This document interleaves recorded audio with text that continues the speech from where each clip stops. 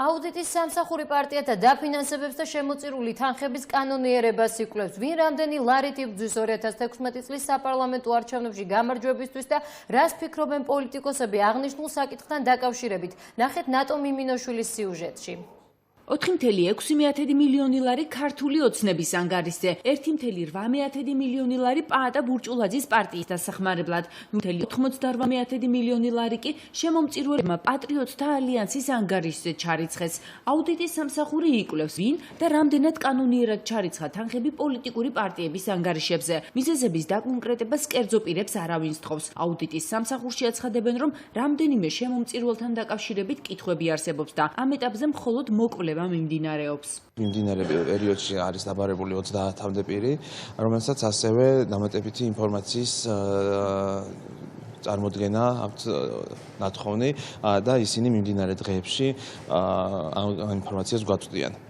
თუ რომელიმე შემომწირველი თანხის წარმომავლობის კანონიერებას ვერ დაადასტურებს, მას სახელმწიფოს ბიუჯეტში პარტიებისთვის გადარიცხული თანხის გაორმაგებული ოდენობის შეტანა მოუწევს. სანამ აუდიტის შემოწირულობების კანონიერებას იკვლევს, პოლიტიკური პარტიები მათ ანგარიშზე ჩარიცხულ თანხებს უკვე ხარჯავენ. ყველაზე მეტი პაატა ბურჭულაძის პარტიას სახელმწიფო ხალხისთვის ჩაერიცხა და გასაგებიცაა, რომ ახლად დაარსებული პოლიტიკური მოძრაობა თანხის უმეტეს ნაწილს რეკლამაში ხარჯავს. ის რომ ჩვენ დაფინანსებით მეორე ადგილ ვართ, ეს კიდევ ერთხელ ადასტურებს ჩვენი პარტიის მიმართ და ჩვენი ლიდერის პაატა ბურჭულაძის მიმართ საზოგადოებაში არსებულ ძალიან დიდ მოლოდინს და ჩვენი პარტიის მხარდაჭერას საზოგადოების მხრიდან. ნაციონალური მოძრაობა თანხების ჩარიცხვის რაოდენობით სამეულში ვერ მოხვდა.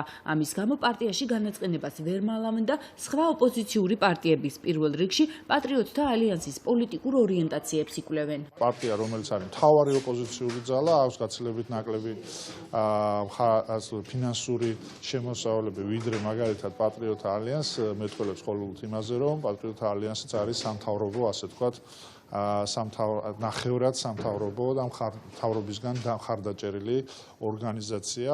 ნაციონალების ლოგიკას ვერ ხსნიან პატრიოტთა ალიანსში. გაერთიანებული ოპოზიციის ლიდერები ვარაუდობენ, რომ შემომწირველთა სიმრავლე პარტიისადმი ხალხის განწყობას ასახავს. რაც შეეხება რატიანის ბრალდებას, ალიანსში აცხადებენ, რომ ხელისუფლების მოკავშირე მხოლოდ ნაციონალების წინააღმდეგ ბრძოლაში არიან. დიახ, მინდა ვთქვა, რომ ჩვენ ბუნებრივი მეკავშირეები ვიყავით ხელისუფლებასთან ნაციონალური მოძრაობის წინააღმდეგ ბრძოლის საქმეში, ამ ბრძოლას ჩვენ ვაგრძელებთ. ნინო ბურჯანაძის პარტია დემოკრატიული მოძრაობა შემოწირულობების სიდიდით არ ლიდერობს. ბურჯანაძე პირობას დებს, რომ მთელს თანხას სახელმწიფოსგან მიღებულსაც და შემოწირულსაც კანონიერად დახარჯავს. პარტია სახელმწიფოს აკრიტიკებს იმის გამო, რომ ისედაც მცირე ფინანსების სურვილისამებრ განკარგვაც შეეზღუდა.